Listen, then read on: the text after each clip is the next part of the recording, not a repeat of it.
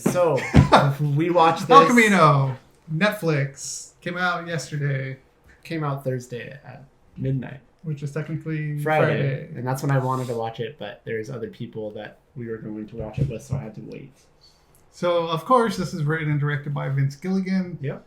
Which the star of this show is Aaron Paul. Of this movie. Of this movie. Yeah. So, they are playing it in theaters. Yeah, it has a limited, like it was playing at the Alamo. At the Alamo like and a at the limited release ArcLight and stuff. Yeah. Beach cities, ArcLight. Probably all ArcLights. I'm sure. Probably. I just know for sure at the beach I'm cities. sure it's at all. Okay. So yeah, this basically picks up right after Breaking Bad with Jesse inside the El Camino escaping from being captured. And that's pretty much where it starts off. Yeah. And before we start recapping stuff, what did you think? Just as a whole? Yeah. I thought it was really, really fucking good. Me too. I mean, Vince Gilligan, as you watch the show, like, he's a fucking fantastic director. Yeah. He knows how to tell people where to put the camera. Yeah. You know? He knows what he wants, and he gets what he wants. His writing is superb. Like, he's really good at what he does. He's a good writer. It was. Good writer. I love this. I thought it was fucking awesome. We'll tell you when we jump into spoilers. Yeah. So you're okay right now, unless you just want to mute for the sake of it. Yeah, that's fine. I mean, because I get it. I totally would be that way. I would be that way. Rick and I loved this show. Like, I think it would be funny to go back to watch our review because I know we were gushing because we watched it. We don't have a video of that. Yeah, that's right. Listen with that. I remember recording that in Fly Vista in that room. But I was immediately brought back to what it felt like to watch the show again. Like, I was captivated, you know? And it made me... I really want to rewatch Breaking Bad at some point from start to finish. I think I have to. I don't know if you feel that way, but at some point I would really, really, really like to do that. And this movie kind of put me in the mood for that. I know you're distracted. Yeah, I'm trying to find the... we'll find it later. Okay. That's going to take forever to find. We'll find it. It'll be in the notes. We'll find it. Yeah. We'll put it up with the clip. Come on, I asked. Okay. So go on. Anyways, I don't. How do you feel about that? Oh yeah, I was just saying when I watched it, it immediately I was captivated. It brought me back to like how I felt watching the show. Like I got brought back into that world, and the whole time when I was watching it, I was just like, I really need to rewatch this whole show at some point. Like, because it's been a while. It's been a long time. And so this is something you would rewatch. What? This show, Breaking Bad. Show. Yeah. Fuck yeah. Because like I feel like with you, like it has to be really good for you to rewatch it, because otherwise you won't rewatch it. Yeah, I mean. So that says a lot when it's coming from Bryce. When Bryce says he will rewatch something, it means he fucking loved it. Well, there's just so many. Because like if I say let's go watch, I don't know. What if I say let's watch The Conjuring again? Would you rewatch that? Yeah, I would. Okay, yeah, you would watch movies and stuff. I mean, I think a TV show is kind of like, I think it's bigger with a TV show. You know. So I say let's rewatch Lost. Probably not. Yeah, I probably wouldn't either. I think I watched specific episodes of Lost, but anyways, we're talking about Breaking Bad. Wouldn't, yeah, but I would really like to watch Breaking Bad again, and this movie really put me in the mood. In the mood for it? Yeah. Yeah. I'm there. I'm right there with you too on that. Like, I think. Well, as far as this movie goes, like, it's great. The pacing of it is fantastic. Like, it does not lose the beat. Like, I was not bored for a single second. No, you're just instantly just like... It just sucks you in. And the tension of this as well, too, like, is great. I don't want to talk about specific scenes yet, but, like, he knows how to slowly build attention to a scene when that opportunity comes to that point. Also, like, making the callbacks to certain points from the television show. Yeah. Was also there. I felt like that's actually kind of right in the beginning too, or a little, maybe about 10 minutes. They were sprinkled throughout. Because yeah. What were you gonna say? Oh no, spoiler! I'll wait. Okay. But yeah, like that's another the pacing and the placement of everything. Like it's so specific in this movie that shows how much time and detail they put into this. Yeah, yeah. And when you do that, you just come out with something great. It was, I mean, and for all the reasons that you just said, that's another reason why I would like to rewatch the series, because some stuff I was shaky on, like in terms of remembering. Like I recognize stuff. Like I recognized all the people. It wasn't that. And then there's little details that as it was coming, I'm like, oh yeah, that's right, you know? And I feel like Breaking Bad is such a show where there's so much going on, and there's a lot of, like, every piece of dialogue kind of feels like it's important, that I think that's what, you know, why it deserves to be rewatched, because there's so many things, like, there's so many things that you can miss that it would be fun to go back to. And I just think it'd be fun to go on that ride again. And I think that's something that this movie did really well too, is you talked about the tension. It immediately, like, I felt how I felt while watching Breaking Bad while watching this. Like, it captured that so well. Like, you're on the edge of your seat just wondering what the hell's going to happen next. So I don't know. I feel like you've gotten quiet every time I bring up rewatching the series, so I can't tell if you're fully on board with that. I feel like I would rewatch episodes that I really like. Like, I'll probably rewatch the first entire season. Why would you not want to rewatch the whole thing? But then if I did that, I'd probably get sucked into watching everything. So I just got so much other stuff to watch. Well, I'm not saying, Rick, I'm not saying, hey, let's do this and make it a thing. I'm just saying seeing this movie really has made me think at some point I would like to rewatch this whole series. I'm sure you would. You wanted to buy the big-ass set at one point. So... Still wouldn't mind having that, like, right here on the wall. Yeah, exactly. With some shelves. Yeah. Oh, you hit me with that elbow. So, yeah. But still, I don't know. I get vibes from you. Like, I feel like you're, like, trying to backtrack how much you actually like Breaking Bad sometimes. No. Okay. Because I think that, like, without a doubt, I think this is this is way more rewatchable than Lost, because I think Lost just ended in such a disappointing way. And I just think there's so many things where I feel like I would just completely kind of go on the ride all over again, because I just don't remember every single detail, even though I know how the show ends. And that's one thing that's great about this movie, because now this movie gives you the ending for Jesse. Yeah. Yeah, because you got Better Call Saul, which I'm sure gives... Oh, God. That's another show that, like, I don't know why you're not watching that show. Like, from what I've heard, like, that gives, like, the, like, their stories on how things ended with them, or... sort of not necessarily ended, but like how it evolved with them, right? Well, Better Call Saul, because I don't watch it, but like from what I've heard, yeah. Like, why don't you watch it? I know, man, look how much I gotta watch. You have all problems. the shit I gotta watch. Better Call Saul's phenomenal. It's the first couple of seasons are more comedic in tone, although Breaking Bad has comedy in it too. Like that's always been there, because you're dealing with Saul Goodman. But the show now, the older the show gets, is getting more, and it makes more sense because you're watching him turn into Saul Goodman. It's getting more and more like Breaking Bad in tone.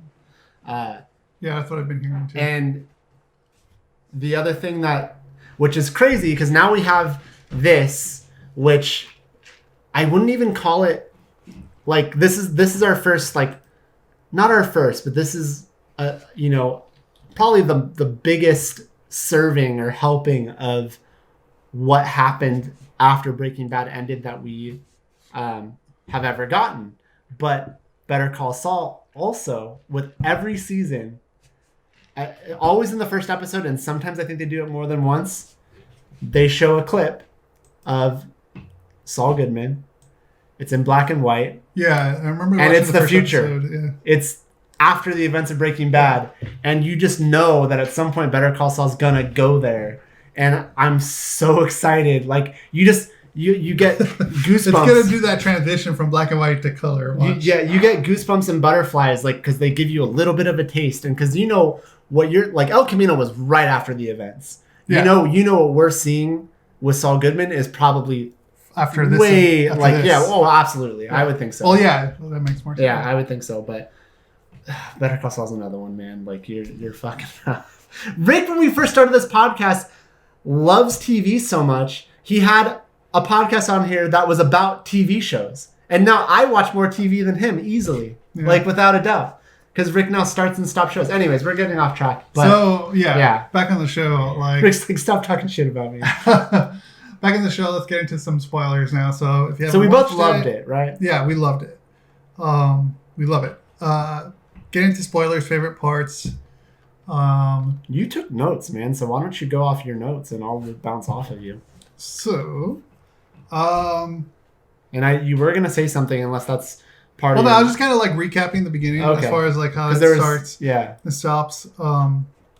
Because like you see the aftermath or the continuation of this, you know, and then you see him like, which was like one of the things I have in my notes was pointed out was when it's in the beginning when he gets to Skinny Pete and Badger's house. Yeah, that's probably like one of my favorite scenes. And then there's plenty of scenes in that. There's so many good scenes in this movie. But like him after going through all that, getting to their house and like spoilers started now. Obviously, I don't know if we made that clear. I thought I did. Okay. So yeah, him getting to that scene and like they don't even fucking recognize him because of how fucked up he is. Mm-hmm. You know. And then when they kind of see it, like he looks up, they see it in his eyes. Okay, fuck, this is Jesse. You know, like what the fuck is going on? They take him in, and then you know they take care of him. You know, which I mean, yeah, it does make sense. They're friends and stuff, but at the same time, like he's wanted, for questioning. Okay, now I know that if I'm ever wanted for questioning, not to go to Rick, because Rick would be like, "Yeah, you're wanted for questioning. Bye." He closed the door. Wow, Rick is not someone to turn to. I'm not saying that. I'm just saying. I mean, for this movie, right? I want to say show, and now I'm saying movie, so yeah. I'm learning. But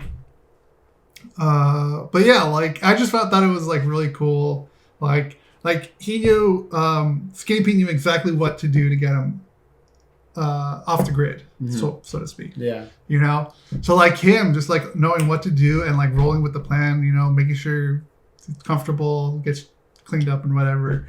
But like that point once he's ready to depart, like it's like he had this plan all along. You know, so like this is one of my favorite parts. Like because I think of that too. Like, all right.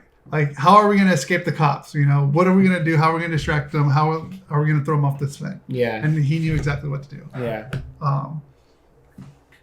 So, I don't know. This was one of my favorite parts. I'm just talking about my favorite parts. Okay. I mean, I think that's a good part, especially like, when Jesse's like, "Why are you doing this for me?" And he says, "Yeah, you're my hero." And it's just like, I don't know. That was a good scene. When it gets deeper in too, like I think I really. One other thing, the show, whatever. I mean, you could. It's 2 hours, 2 minutes. It's essentially two extra episodes of Breaking Bad.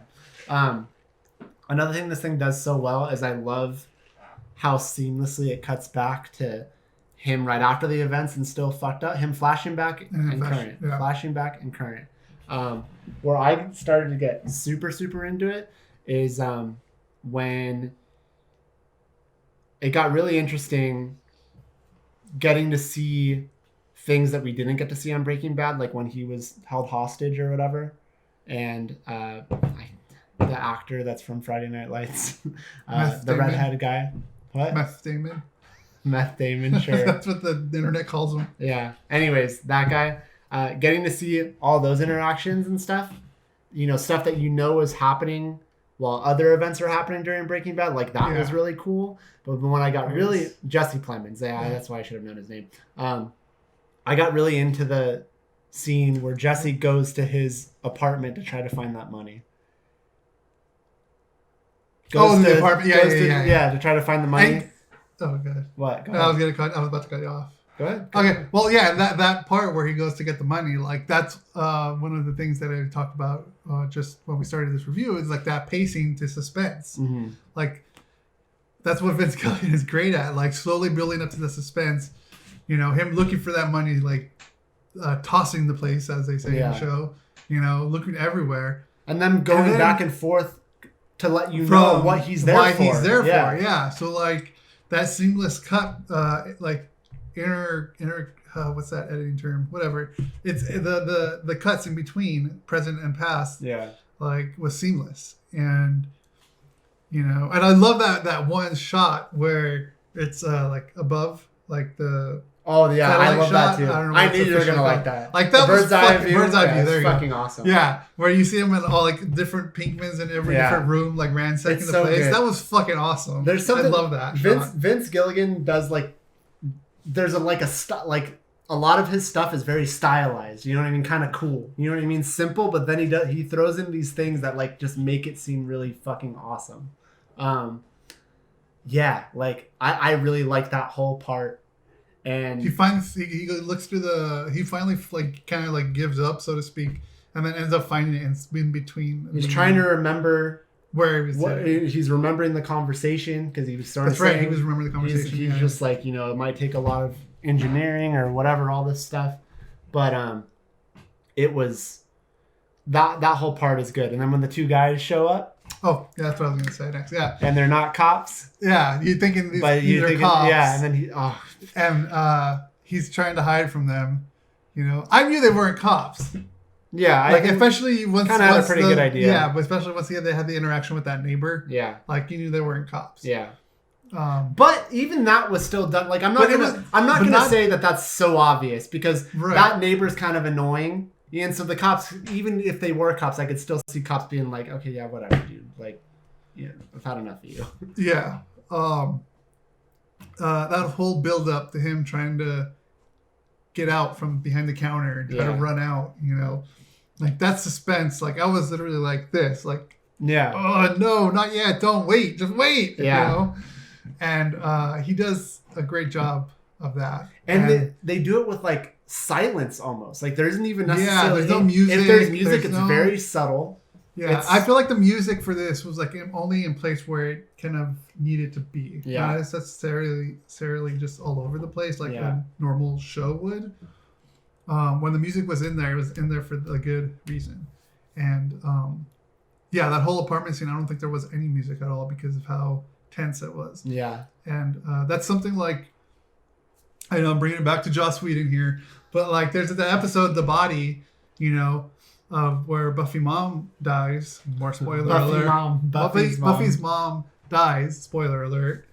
And there is no music in that episode at all because they want you to make you feel how real it is. Mm-hmm. And that's a great choice to make. Just like with this in that scene, where he's trying to escape and like any little noise is gonna make. Yeah. They actually get made, which he ends up getting made. Yeah, you know, but that was also a great scene too, where he's dealing with he doesn't want to shoot a cop. Yeah, not knowing that they're not cops. You be cool, I'll be cool. Yeah, and then the other thing, like even if like the other thing that's really crazy, where the actors in this scene all of them are so fucking good that just off their body language, if you haven't figured it out. When the other guy calls for him and says, "Hey, Lieutenant," and the guy's reaction, he immediately knew, like, wait, if this is just us, why are you calling me that? You know, like, I know we just have these jackets on, but that was definitely a fucking good scene. Another one that I really liked a lot that talk about the tension dude, all of it, like the fucking cleaning lady's dead because she found the money. Just on the floor. They roll her up in the rug and throw her off the balcony. They're driving out to the desert and he's singing the damn song. Like, oh my god, man. That was psychotic. Him singing the song. It was amazing. There's I know, but like that's him showing how I know. Psychotic he is. It's so fucking amazing. Jesse Plemons, the actor, he plays I had forgotten, like I actually kind of am vague on, like I remember he was in the train heist episode and stuff. That's why I want to rewatch so bad. But yeah, like he does such a good fucking job. And then they get there and he's, you know, being so nice to Jesse, offering him soup and all this other stuff. And then he tells Jesse to go get the cigarettes or whatever something from the glove compartment. And Jesse sees the gun and I'm just like, oh fuck, is Jesse gonna get the gun? And he grabs the gun and that's another scene. Yes. Fuck. That scene is where his whole life can get turned upside down again. You know, like you have these moments in this show, TV or movie, you know, where like you see him deal with his inner monologue, like the thing, like everyone says, show not tell. Like this is what you get is show. Like you can see the expressions on his face. You know, is he gonna shoot him? Is he not gonna shoot him? Right. What's gonna happen if he shoots him? like all that you can just tell going through his head, all that anger that he has towards him, like, you know, like he ends up having to deal with just like it makes more sense just to give up the gun, and that lead up to it with what's his name? Jesse Plemons. Yeah. Todd. Okay. You know, that lead up with Todd, you know, trying to convince him, like, we can go get some pizza, you know, open some cold ones, you know, trying to convince him, like, this is not, like, this is not going to work out for you, even if you kill me. But even still, like, Todd, he doesn't necessarily say that. Yeah. But he's telling them that in, like, what they're going to do after this. Todd is such a good character because, like, I don't think that anger and resentment is towards Todd. I think Todd has always been seen as a good guy, but he's evil, and so. But he knows he can get away. Jesse's just wondering, like, should I do this because he's been held hostage and fucking tortured. And I don't like because didn't they kidnap the kid too? Brock? Yeah, or was he set free? No, from what I remember with the whole... Because I feel like if I remember correctly, like they kidnapped him and I think that's why he was kind of listening to... I don't remember. I'm vague on it. That's why I want to rewatch it. The last thing I remember with Brock is Walt poisoning Brock knowing that he would be okay. That's the last thing I remember with Brock. Remember with the... that's right. Okay, so maybe... But I just don't remember. That's what I'm saying. Yeah. So I don't remember. I thought they kidnapped Brock. I don't remember. But I could be wrong too. I just really don't remember. That scene was just so good. It was just so tense, like, you know, because Jesse could have shot him. Yeah, he could. And he could have just like, okay, you know, but he didn't. And I just wanted to point that scene out. You brought up scenes. You can go back to your notes now if you want, but there's just so you're kind of actually pointing out everything in my notes. So really? Yeah. Okay. But yeah, I love that scene so much too. It's like that, good. Like that scene, the cop scene, like those were good. And then I got one on my head right now, and then you can tell me if I'm doing it. The fucking big one just chills. Getting to see Walter and Jesse. Yeah, together again on that flashback. Well, that's fine. We're not going in order, but I mean, how about that though? Like, since I brought it up, like it's just like, because that's another part where it's so seamless and like you don't really know what part we're on, but he's in the hotel, he knocks on the door, and then there's Bryan Cranston. Yeah. You know, it's like, oh, holy shit! And they go to the diner, you get to see them do their interaction. Like, oh, it was so fucking good, man. Yeah. He says, bitch to the salad at the food or whatever. He's getting just unbelievable. Go ahead. It's like, leave the picture. Yeah. You can leave the picture. And just all of it. Yeah. Like, that was that scene was like early on from the first season, it looked like. Because they still had the Winnebago. Did they show it Winnebago? Yeah. Remember they showed it with the bullet holes? I don't remember. And they showed the duct tape over the bullet holes. I don't remember. Yeah. I just don't remember that being the scene. Because I was actually trying to figure out what the time frame was. Yeah, I think that was supposed to be the first season. Yeah. So, I don't know how far into the first season that was, but I don't remember when they got the Winnebago. Oh, they got it in the first season. Or the first episode. Well, it showed in the first episode. I know that because remember he was out in the desert in the first episode.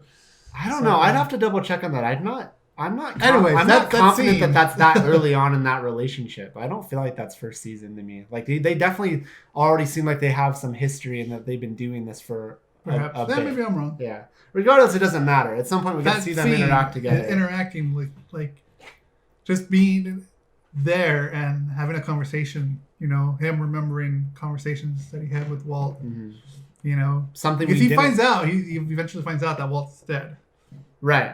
On the radio. On the radio or television. I think it was on the radio, and he starts welling up. Yeah. So. Because Walt saved him at the end. Yeah, he did. Yeah. But yeah, that was a great, like, sweet scene. Mm-hmm. That was more towards the end of the film. I feel like there's a funny interaction that happens towards the end of it, like with both. Like, I don't know, it was really fucking funny. Like, I don't remember.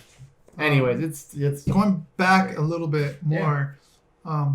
We see him at the vacuum cleaner store, trying to get passage current day.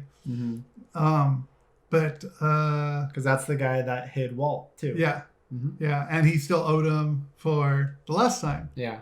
So he had to pay that, plus all he needed was $1,800 more. So because of that scene where he was with the cops, they ended up splitting it in threes. Yeah, the cops. They split it in threes. You know, he goes to that junkyard to go get only $1,800, as he said. Yeah. You know? And like he just walks in like a fucking badass and just says like, look, like I'm not here to take all your money. I just need $1,800. You know, and then they go off like, why the fuck would I give you that money? Blah blah blah. And then it gets to the scene where he basically challenges him to a duel. You know? Yeah. And oh my god. Which I also just realized I missed another important part of what I wanted to say. Or another scene. Say it all. But anyways, this scene like was so done very well. I thought he at first, because like you get into this shootout between him and the other guy, you know, like whoever wins takes the money. Yeah. You know. So then he ends up having that what do you call it, that there's a name for it where you have the other hand in the pocket for a different gun, thinking he's gonna shoot him with a small 22. You know, he's of course getting the upper hand on that. Yeah, the gun that was shown right here was that small 22, but he had that one in his pocket for the revolver. And yeah, that ends up being a shootout between him and the other cop, killing them, freaking everyone else in that room out. You know. We're still talking about El Camino, and why aren't we amazing? Like, why wouldn't we be amazing? Cheesy says y'all are amazing, and Broken Wolf says, why are they amazing? I mean, because we are. But yeah, that scene was really good. I love that. But then, here's a question that I have for you. When they show his parents, like, I thought he was in a house where like his parents were kind of assholes. No. I always thought that's what it was. No. That's a part I totally forgot about that show. I don't think his parents. He was just a rebellious kid. I don't think his parents were ever assholes. I just think, no, I don't remember that. No, I don't remember that at all. I just felt like not necessarily that his parents were assholes. Like they just didn't like him. Like they weren't like. I think, or maybe because of the drug addiction. That's probably what it was. Yeah, I think it was that. Yeah. Like anything that was happened to him, I think was brought on to himself. It wasn't like his parents were dickheads or whatever. And then he had the younger brother. I think his parents wanted him to be a good example. I don't remember. It's been a while, but yeah. No, his parents weren't assholes. That was fucking phenomenal. That was good. With him, calls his parents to get them to leave because he wanted to go in and get that gun. It was just great shit, man. Yeah. And then I guess going. But yeah, but still on that shootout scene. So he wins the shootout, and then I thought it was kind of the dude that discovers him in Todd's apartment, where Jesse points the gun and says like, you know, I'll be cool, you'll be cool. That guy ended up being such a fucking loudmouth dickhead. He's like, what are you gonna give him money for or whatever? And so he tries to shoot Jesse after he kills his friend. And I'm just like, good, I'm glad that guy's dead. That guy was such a dick. Yeah. And then such a smart, like, covering your bases writing with Jesse taking all of their driver's licenses and being like, if you guys fuck with me, if you talk to the cops, I know where all of you live and I will come after each and every one of you. Like, it's so good, man. It was just so good. I love that scene, all of it. I love the whole fucking movie. I loved being able to get basically 2 extra episodes of Breaking Bad with this, and it was just such an awesome way to have to show Jesse's ending. Like to get to see Jesse's ending, I thought was so good. Yeah. But yeah, I think go ahead. I think more going towards the ending now. You know, in the beginning he asked Mike, like, where would you go? You know. Oh yeah. And he's like, Alaska. That's where you can always start over. Oh, that's right. Like and it came all back around. And then it comes up to the ending where he drives them. Or the Hoover Hoover guy. Going back still because the vacuum thing. That's a fucking awesome scene too. Yeah, where he tries to call his bluff. Yeah, and then the cops actually do show up, and then he still protects them, or whatever. Just ignore it. Okay. No, I'm listening. Okay. He still protects them by saying, "Oh no, he went away," and then described a completely different person. then Jesse called them. Like, there's just so many things that I love it. But that was a great scene. Yeah. And then driving to Alaska. Then they're in Alaska. He says 40 miles and you get to, I think he said Haynes or something like that. I don't remember.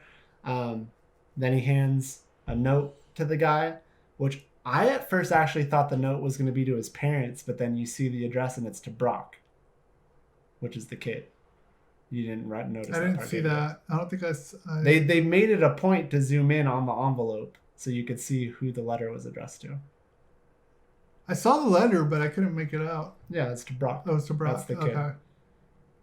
Well, if you couldn't make it out, you should have rewound it and paused it and seen. And then he's in the car, and then he's flashing back to his relationship with the chick with Kristen Ritter, who was addicted to like heroin or whatever. She was a heroin addict. And then it just ended right there. It ended right where it should. I mean, at first I was like, oh, that ending was kind of abrupt. I'm like, no, it wasn't. No, it wasn't. It wasn't abrupt. I mean, maybe where they just show El Camino real quick, like kind of came out of nowhere. But that movie did exactly what it set out to do. It gave you an ending for Jesse. It let you know where Jesse was. And it definitively also said, unless there probably will still be people out there being like, well, Vince Gilligan, because Vince Gilligan actually confirmed to the media, like, yes, Walt is dead. Yeah. But I can still see people being like, well, because I think Vince Gilligan has toyed with the media before. So I can still see people being like, well, he still might not be dead. And then, well, the only evidence that we have that he actually is dead is that the radio reported that they found a body and blah, blah, blah. I can still see people holding out thinking maybe he's still possibly alive or whatever. I mean, if he was, he's going to be in jail. Or he's still hidden. Or he got away somehow. Who knows? No, because the cops were coming up to the place. Dude, it's fucking Walter White. He's a genius. He could have done anything. But yeah, man. It was just such a perfect ending to his story. And I wanted more. I mean, the whole time while I was watching it, like, I was bummed when it ended. Even though it's a perfect ending, like, I just wanted more. Because I just love being in that world. And I love that show. And I love the writing. I love all of it. I don't know if you felt the same way, but no, yeah, I absolutely love the show or the movie. I'm sorry, and it's the same thing. Didn't it just? It ended perfect. It ended how it needed to be, where it needed to end. And the final episode of Breaking Bad ended perfect too. But like they had such a thing. It's like it ends with Jesse just screaming and driving off, and now we get to see what happened afterwards with him. But even though it's ended so perfect and so clean, like you're still left wanting more. I feel like. Yeah. I'm not saying we need more. No, we don't need more. But the writing is so good that you're just like, oh, fuck. It leaves a conclusion. Yeah. It gives you a conclusion. Could we get more? Yeah. Yeah. Can we? But do we need it? Let's learn about Jesse's meth cooking in Alaska or something. Yeah. Anyways, El Camino's fucking phenomenal. Go out of your way to watch it. Watch it as soon as possible so you don't run into any sort of spoilers. Fucking great.